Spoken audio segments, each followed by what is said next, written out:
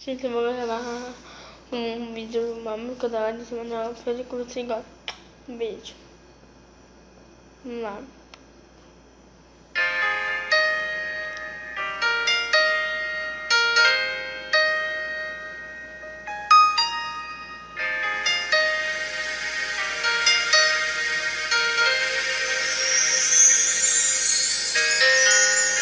Será que aquela foto que a gente tirou é papel de parede em seu computador?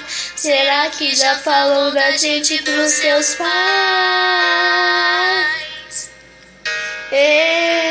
Você pediu espaço e tempo e eu te dei. Depois pediu anonimato e eu fiquei. Cheguei no meu limite, não aguento mais. Sei que a gente falou sobre cobrança e tal, mas entenda meu lado, eu não tô legal. Quanto tempo a gente não pega um cinema? Passeio no shopping, coisa de casal. E quem gosta de mistério, filme de terror.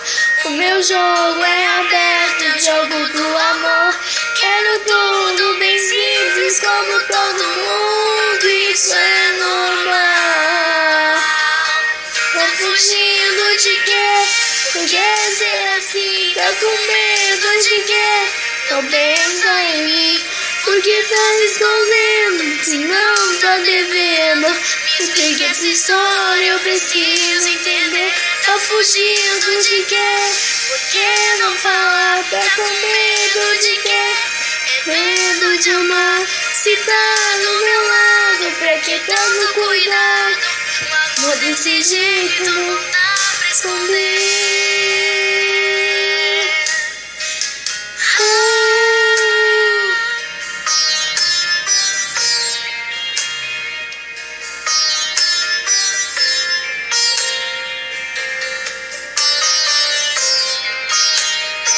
Sei que a gente falou sobre cobrança e tal, mas entenda ao meu lado, eu não tô legal.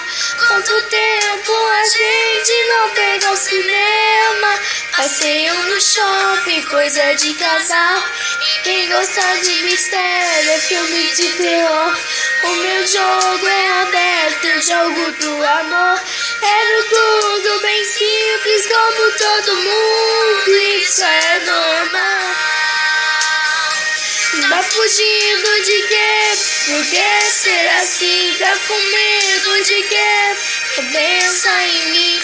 Por que tá escondendo? Se não tá devendo, me explica essa história, eu preciso entender. Tá fugindo de quê? Por que não falar? Tá com medo de quê? Medo de amar.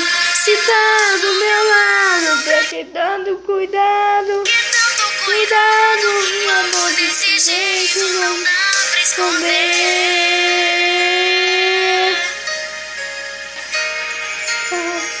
Tá fugindo de quê?